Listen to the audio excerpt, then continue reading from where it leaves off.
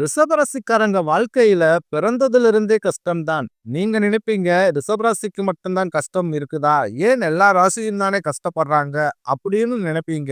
மத்த ராசிக்காரர்களை விட கஷ்டம்ன்றது கொஞ்சம் அதிகமாக உங்களுக்கு தான் இருக்கு. நல்லது கெட்டத முழுசா தெரிஞ்சவங்க, சுக்கிர பகவானை ராசி அதிபதியாக கொண்டவங்க, கிருத்திகை, ரோகிணி, மிருக சீரிசம் நட்சத்திரக்காரங்க ரொம்ப ரொம்ப புத்திசாலிக்காரங்க. ரிஷபராசிக்காரங்க போர்க்குணம் கொண்டவங்க. உங்ககிட்ட சண்டை போட்டு ஜெயிக்கிறது ரொம்ப ரொம்ப கஷ்டம். எல்லா இடங்கள்லயும் நேர்மையும் உண்மையை மட்டுமே நம்பக்கூடியவங்க. உங்களுக்கு சொந்தமோ பந்தமோ அது தப்புனா அது தப்பு தான். வெட்டு ஒண்ணு துண்டு ரெண்டுன்னு பேசக்கூடியவங்க. உங்களை ஒருத்தர் பஞ்சாயத்துக்கு கூட்டிட்டு போறாங்க அப்படின்னா நீங்க கூட்டிட்டு போற ஒரு பக்கமெல்லாம் சப்போர்ட் பண்ண மாட்டீங்க. எந்த தரப்புல நியாயம் இருக்குதோ அங்கதான் நீங்க சப்போர்ட் பண்ணுவீங்க. உண்மை நியாயத்திற்கு மட்டுமே என்னைக்குமே கை கொடுப்பீங்க. உண்மைக்கு புறம்பாக எந்த ஒரு விஷயத்தையுமே செய்ய மாட்டீங்க. இதனாலதான் உங்களுக்கு நிறைய கஷ்டங்களும் துன்பங்களும் அதிகமாகவே ஏற்பட்டுக்கிட்டு இருக்கு. தங்களுடைய கஷ்டத்தையும் கண்ணீரையும் கடுகளவு கூட மத்தவங்களுக்கு தெரியாம பாத்துக்குவீங்க.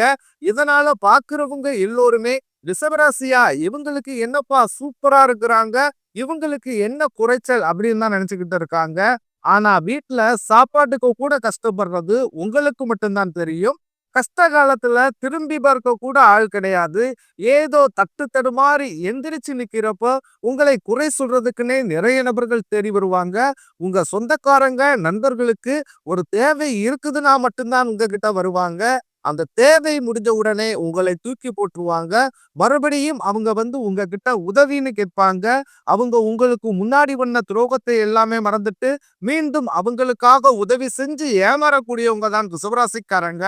உங்க வாழ்க்கையில எப்படியாவது முன்னேறணும் அப்படின்றதற்காக தினம்தோறும் கஷ்டப்பட்டு உழைக்கிறவங்க தான் ரிஷபராசிக்காரங்க. கடந்த காலகட்டங்கள்ல தங்களுடைய வாழ்க்கையில நீங்க நல்லது நடக்க போகுதுன்னு நினைச்சுக்கிட்டு இருந்திருப்பீங்க. ஆனா உங்களுக்கு அந்த டைம்ல ஒரு முகப்பெரிய ஏமாற்றம் தான் இந்த சென்ம சனி மூலமாகவும், விரய சனி மூலமாகவும், கர்ம சனி மூலமாகவும் நிறைய கஷ்டங்களும், துன்பங்களும், இழப்புகளும், ஏமாற்றங்களும் மட்டுமே நீங்க அதிகப்படியாகவே சிந்திச்சிருப்பீங்க. ரிஷபராசிக்காரங்க சொந்த பந்தத்தை இழந்தீங்க, சொத்துக்களை இழந்தீங்க, தங்களுக்கு நெருக்கமாக இருக்கக்கூடிய உறவுகளையுமே இழந்தீங்க. கடைசியா நான் மட்டும்தான் எல்லாத்தையுமே இழந்துட்டு நிக்கிறதா இருக்குது. எனக்கு உயிர் வாழவே பிடிக்கலன்னு சொல்லிக்கிட்டு இருக்கீங்க. இதுக்கு மேல என்னால வாழவே முடியல சாமி. தயவு செஞ்சு என்னை வந்து உன் கூடயே கூட்டிக்கிட்டு போயிரு. நான் இவ்வளவு கஷ்டப்பட்டதுக்கு அப்புறம் எனக்கு வாழ்க்கையில வாழணும்ன்ற எண்ணம் சுத்தமாவே போயிருச்சு. உங்க மனசுல கவலையும் துன்பம் தான் அதிகமாகவே இருக்குது. நீங்க செய்யக்கூடிய ஒவ்வொரு விஷயத்தையுமே தடுப்பதற்கும், உங்களை அவமானப்படுத்துவதற்கும் இங்கு வந்து நிறைய நபர்கள் முயற்சி பண்ணிக்கிட்டு இருக்காங்க. இது எல்லாமே தெரிஞ்சுமே கூட நீங்க என்னமோ பண்ணுங்க, எனக்கு என்ன வந்துச்சு அப்படின்னு தன் வேலையில மட்டும் என்னைக்குமே குறிக்கோளா இருக்கிறவங்க தான் நீங்க. ஏன் எனக்கு மட்டும் இவ்வளவு கஷ்டம் வருது? என்னுடைய வாழ்க்கையில நான் யாருக்குமே கெடுதலையோ, கஷ்டத்தையோ, துன்பத்தையோ கொடுத்ததில்ல. ஏன் எனக்கு மட்டும் இந்த மாதிரி எல்லாமே நடக்குது? அப்படின்னு தான் பெரும்பாலான ரிஷபராசிக்காரங்க சொல்லிக்கிட்டு இருக்கீங்க. உங்களுக்கு பிரச்சனைன்றது வரும். அது கொஞ்ச நாள் இருக்கும். அதுக்கப்புறம் அந்த பிரச்சனை போயிரும். இந்த மாதிரி பிரச்சனை வரும், போகும் அப்படின்ற நிலைமையில தான் முக்கால்வாசி ரிஷபராசிக்காரங்க வாழ்ந்துகிட்டு இருக்கீங்க. நீங்க என்னதான் பிரச்சனையை தவிர்த்தாலும், ஏதாவது ஒரு சூழ்நிலையில உங்களை நோக்கி பிரச்சனையும், கஷ்டமும் வந்துகிட்டு தான் இருக்கு. ஆனா இனி வரக்கூடிய நாட்கள்ல உங்களுக்கு இன்பத்தையும், மகிழ்ச்சியையும் மட்டுமே தரக்கூடிய ஒரு பொன்னான ஒரு காலகட்டமாகவே அமைஞ்சிருக்குது. இது நாள் வரைக்கும் நடந்த கெட்ட விஷயத்தை அனைத்தையுமே விட்டுருங்க. இனி வரக்கூடிய நாட்கள்ல உங்களுக்கு எப்படிப்பட்ட நன்மைகள் நடக்க போகுது அப்படின்றத பத்தி தான் இந்த பதிவுல நம்ம தெளிவா பார்க்க போறோம். கடந்த 2025ல மிக மோசமான ஒரு நரக வாழ்க்கையை வாழ்ந்தவங்க தான் நீங்க. ஆனா தற்பொழுது நடக்கக்கூடிய இந்த 2026 நிச்சயம் உங்களுக்கு ஒரு மாற்றத்தை தரக்கூடிய ஒரு ஆண்டாகவே பார்க்கப்படுது. இப்படித்தான் சாமி எல்லா சோசியக்காரர்களும் சொல்றீங்க. ஆனா 2 மாசம் முடிய போகுது. ஆனா எங்க வாழ்க்கையில எந்த ஒரு மாற்றமுமே வரமாட்டேங்குதே அப்படின்னு சொல்ற உங்களுக்கு இந்த மார்ச் 1ஆம் தேதியிலிருந்து பார்த்தீங்கன்னா, உங்களுக்கு சனியுடைய வக்ர நிவர்த்தியானது ஸ்டார்ட் ஆக போகுது. அதைத் தொடர்ந்து குருவுடைய வக்ர பெயர்ச்சி, சுக்கிர பெயர்ச்சி, சூரிய பெயர்ச்சி, ராகு பெயர்ச்சி 5 வருட கிரகங்களுடைய சேர்க்கை என இனி வரக்கூடிய ஒரு 6, 7 மாதங்கள் அப்படின்றது உங்களுக்கு மிகப்பெரிய ஒரு ராஜயோகத்தை கொண்டுள்ள ஒரு காலகட்டமாகவே பார்க்கப்படுது. முதலாவதாக சனியுடைய வக்ர நிவர்த்தியானது உங்களுக்கு ஸ்டார்ட் ஆக போகுது. அதாவது பார்த்தீங்கன்னா, சனி பகவான் தற்பொழுது மீன ராசியில வக்ர நிவர்த்தி அடைய போறாரு. அப்படி வக்ர நிவர்த்தி அடைகிறதுனால என்ன ஆகும்னு பார்த்தீங்கன்னா, இத்தனை நாட்களாக கெட்டது அதாவது மைனஸாக மட்டுமே செயல்பட்டு கொண்டிருந்த சனி பகவான் உங்களுக்கு பிளஸ்ஸாக மாறி செயல்பட போகிறார். இதன் மூலமாக கடந்த காலகட்டங்கள்ல நீங்க சனி பகவான் மூலமாக எதையெல்லாமே உங்க வாழ்க்கையில இழந்தீங்களோ அதை அனைத்தும் திரும்ப பெறக்கூடிய ஒரு காலகட்டமாகவே பார்க்கப்படுது. அதற்கடுத்து குருவுடைய வக்ர நிவர்த்தி இத்தனை நாட்களாக 8ஆம் இடத்தில் இருந்த குரு பகவான் தற்பொழுது 3ஆம் இடமான லக்னஸ்தானத்தை நோக்கி வர்றதுனால இத்தனை நாட்களாக கிடைக்காமல் இருந்த ஒட்டுமொத்த குரு பயிற்சி பலன்களும் தற்பொழுது உங்களுக்கு முழுமையாக கிடைக்க போகுது. இதன் மூலமாக பொருளாதாரத்துல ஒரு மிகப்பெரிய ஒரு அசுர வளர்ச்சி அப்படின்றது உங்களுக்கு வரக்கூடிய நாட்கள்ல காத்துக்கிட்டு இருக்குது. அதற்கடுத்து சுக்கிர பயிற்சியை பொறுத்த வரைக்கும் சுக்கிர பகவான் பார்த்தீங்கன்னா ரிஷபராசிக்காரங்க உங்களுடைய வீட்டில இருந்து பக்கத்துல இருக்கக்கூடிய மிதுன ராசி வீட்டுக்கு போயிருக்காரு. இதன் மூலமாக ஒட்டுமொத்த சுக்கிர பயிற்சி பலன்களும் இந்த புதன் பகவானும் சுக்கிர பகவானும் சேர்க்கை இருக்கிறதுனால வரக்கூடிய ஒரு 6 மாத காலகட்டம் அப்படின்றது இந்த 2 ராசிகளுக்குமே ஒரு மிகப்பெரிய ஒரு தாக்கத்தை ஏற்படுத்தக்கூடிய நாட்களாகவே பார்க்கப்படுது. சொல்ல போனா ஒரு படி உச்சத்திற்கு போகக்கூடிய வாய்ப்புகள் சொல்லலாம். ஏன்னா ஒருத்தன் வாழ்க்கையில கொடி கட்டி பறக்கிறானா அவனை பார்க்கிறவங்க எல்லோருமே அவனுக்கு என்னப்பா சுக்கிரன் உச்சத்தில் இருக்கான்னு சொல்லுவாங்க. அந்த அளவுக்கு ஒரு உச்சத்திற்கு போகக்கூடிய மிகப்பெரிய வாய்ப்புகளும் அதிர்ஷ்டங்களும் பார்த்தீங்கன்னா ரிஷபராசிக்காரர்களுக்கு அதிகப்படியாகவே உள்ளது. அடுத்ததாக ராகு பேச்சு. ஐயையோ ராகு பேச்சுன்னு சொன்னாவே பார்த்தீங்கன்னா ரிஷபராசிக்காரங்க ரொம்பவே பயப்படுவீங்க.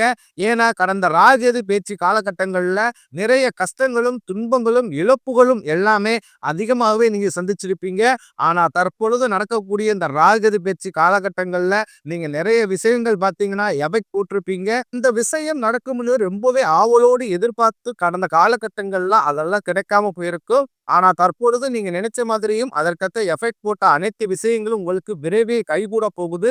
அந்த அளவுக்கு வரக்கூடிய இந்த ராகு காலகட்டம் அப்படின்றது நல்ல ஒரு முன்னேற்றத்தை தரக்கூடிய ஒரு ராகு காலகட்டமாகவே உங்களுக்கு பார்க்கப்படுது. கடந்த காலகட்டங்கள்ல நல்ல ஒரு வேலைன்றது கிடைச்சிருக்காது. ஏதோ ஒரு கிடைக்கிற வேலைக்கு ஒரு 10,000 சம்பளத்துக்கோ 15,000 சம்பளத்துக்கோ பிடிக்காத ஒரு வேலையை அதுவும் குடும்ப கஷ்டத்துக்காக வேற வழியே இல்லாம செஞ்சுக்கிட்டு இருந்திருப்பீங்க. ஆனா இனி வரக்கூடிய நாட்கள்ல நீங்க படிச்ச படிப்புக்கு ஏத்த மாதிரியும் உங்களுக்கு பிடிச்ச மாதிரியும் நீங்க ஒரு அரசாங்க வேலைக்கு ட்ரை பண்ணாலும் சரி, இல்ல ஒரு ஐடி ஜாப்போ பிரைவேட் ஜாப்போ பேங்க் சைடோ இப்படி நீங்க எந்த வேலைக்கு ட்ரை பண்ணாலும் அந்த வேலை அப்படின்றது உங்களுக்கு நிச்சயமாக கிடைக்க போகுது. கோர்ட் கேஸ்னு ரொம்ப நாட்களாக அலைஞ்சுகிட்டு இருக்கும் நபர்களுக்கு விரைவில் உங்களுக்கு சாதகமாகவே தீர்ப்பு வரும். சொத்து பிரச்சனையும் உங்களுக்கு சாதகமாகவே முடியும். சனி பகவானுடைய பார்வை உங்களுக்கு நேரடியாகவே இருக்குது. இதன் மூலம் வருமானம் அப்படின்றது பல வழிகளில் வரும். தொழிலில் லாபம் சற்று அதிகமாகவே கிடைக்கும். அரசியல்வாதிகளை பொறுத்த வரைக்கும் புதிய பொறுப்புகள் புதிய பதவிகள் எல்லாமே தானாகவே உங்களை வந்து சேரும்.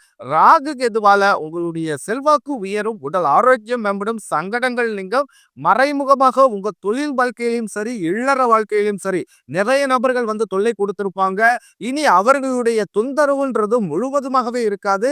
கடந்த காலகட்டங்கள்ல நீங்களும் ஒரு கம்பெனில இரவு பகல் பார்க்காமல் உழைச்சிக்கிட்டு வந்திருப்பீங்க. உங்களுடைய சொந்த கம்பெனியை நினைச்சு கூட வேலை செஞ்சிருப்பீங்க. ஆனா உங்களுக்கு இது நாள் வரைக்குமே சரியான ஒரு அங்கீகாரம் அப்படின்றதே கிடைச்சிருக்காது. உங்களுக்கு அப்புறமோ அல்லது உங்க கூடயே கூட நிறைய நபர்கள் வேலைக்கு வந்திருப்பாங்க. அவங்களுக்கு நிறைய சலுகை நிறைய ப்ரொமோஷன் எல்லாம் கிடைச்சு நல்ல ஒரு முன்னேற்றத்திற்கு போயிருப்பாங்க. ஆனா நீங்க மட்டும் எப்படி அந்த கம்பெனிக்கு வேலைக்கு வந்து சேர்ந்தீங்களோ அதே மாதிரி தான் இன்னைக்கு வரைக்கும் இருந்திருப்பீங்க. ஆனா இனி வரக்கூடிய நாட்கள்ல உங்களுக்கு சம்பள உயர்வு பதவி உயர்வு உங்களுக்கு மேலே இருக்கக்கூடிய அதிகாரிகளுடைய ஆதரவு முதற்கொண்டு உங்களுக்கு விரைவில் கிடைக்க போகுது. இனி உங்க வார்த்தைக்கு மதிப்பு மரியாதை நிச்சயம் கிடைக்கும்.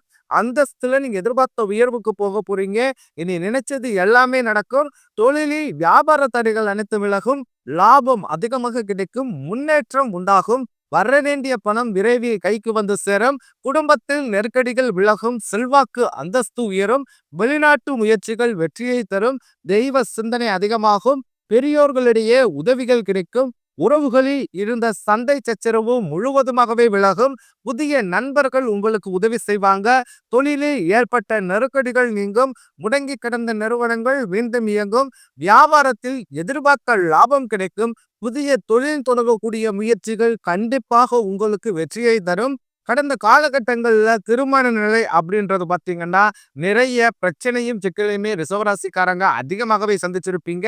இதுல குறிப்பாக பெண்களுக்கு எளிதாக திருமணம் அப்படின்றது அடைஞ்சிருது.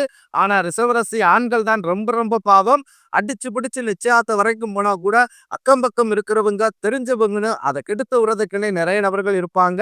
அது மட்டும் இல்லாமல் ஜாதகத்திலையும் பார்த்தீங்கன்னா சுத்த ஜாதகம், ராகு கேது ஜாதகம், செவ்வாய் ஜாதகம் அப்படின்றதே இருக்கிறதுனால ஏகப்பட்ட பிரச்சனைகளை சந்திச்சிருப்பீங்க. இது அனைத்தையும் நிவர்த்தியாக்கி வரக்கூடிய முதல் 6 மாதங்களுக்குள்ளேயே நீங்க திருமண வாழ்க்கைக்குள்ள அடியெடுத்து வைக்க போறீங்க. வாழ்க்கை துணையை இழந்த நபர்களுக்கு பார்த்தீங்கன்னா, இந்த 2026 நிச்சயம் ஒரு மாற்றத்தையும் வெற்றியும் ஏற்படுத்தி தரக்கூடிய ஒரு பொன்னான ஒரு ஆண்டாகவே பார்க்கப்படுது.